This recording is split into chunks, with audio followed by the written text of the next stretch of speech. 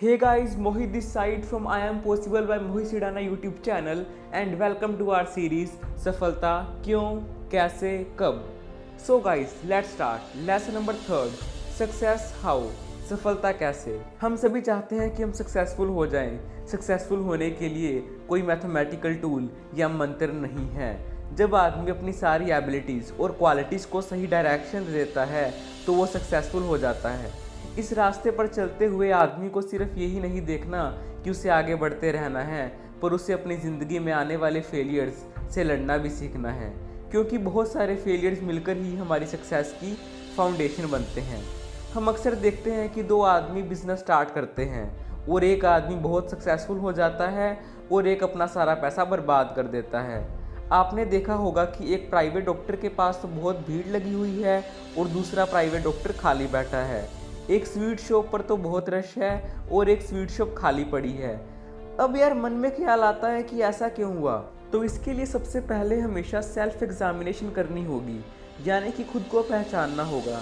सभी सोचते हैं कि सक्सेसफुल होना तो बहुत ही आसान है, पर जब उस रास्ते पर चलते हुए मुश्किलें आती हैं तो बहुत सारे लोग अपना रास्ता बदल लेते हैं।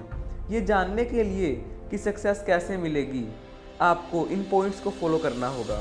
First, your thinking your thoughts. वो कहते हैं ना, जीत और हार आपकी सोच पर निर्भर करती है। मान लो तो हार होगी और ठान लो तो जीत होगी। आप ज़िंदगी में क्या कुछ करना चाहते हो, किन ऊंचाइयों को छूना चाहते हो, ये सब आपकी थिंकिंग और थॉट्स पर डिपेंड करता है। और जो आपकी सक्सेस है वो आपकी थिंकिंग और थॉट्स का ही रिजल्ट है। इसलिए हमेशा हम पॉजिटिव रहना चाहिए। पॉजिटिव रहने से सिर्फ हमारा कॉन्फिडेंस इंक्रीज नहीं होता, बल्कि हमें हर डिफ़िकल्टी में, हर प्रॉब्लम में होप दिखाई देती है, यानी कि आशा की किरण दिखाई देती है। और जो आदमी नेगेटिव होता है उसका सेल्फ कॉन्फिडेंस बहुत लो हो जाता है और उसे हर काम में मुसीबत ही दिखाई देती है। कुछ लोग अनस्टेबल थॉट्स के होते हैं, उनका नेचर ही अलग होता है। वो जो सोचते हैं उस पर विश्वास नहीं करते, वो डिसीज़न लेने में बहुत देर करते हैं। और जिन लोगों की स्टेबल थिंकिंग होती है वो भगवान में विश्वास रखते हैं और हर काम को इस तरह से करते हैं कि किसी दूसरे का नुकसान ना हो। ऐसा कहा जाता है कि एक बार आप अगर चालाकी से सक्सेस हासिल कर भी लो, पर लंबे टाइम तक उसे संभालना आपके लिए बहुत मुश्किल हो जाएगा। So honesty and pure thoughts play a very important role in success. Second, know yourself. सबसे पहले आपको खुद को पहचानना होगा। आपसे अच्छा आपको कोई नहीं पहचानता। ऐसी कौन सी चीज़ है जो आपको खुशी देती है? आपके गोल्स क्या हैं? हर आदमी के लाइक्स, डिसलाइक, एटीट्यूड, संस्कार डिफरेंट होते हैं। आपके डीमेरिट्स, मेरिट्स, स्ट्रेंथ्स, वीकनेस क्या हैं? उनको पहचानो। अपने आप को पहचानने के बाद अब आपको क्या करना है? जब आप अपने आप को पहचान लोगे तो आपके लिए ये जानना बहुत आसान हो जाएगा कि आपको कौन सा काम करना है।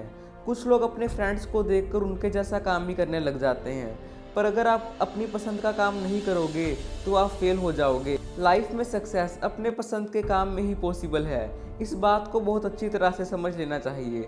किसी ने क्या खूब लिखा है कि तजुर्बा इंसान को गलत फैसलों से बचाता है, मगर तजुर्बा इंसान को गलत फैसलों से ही आता है।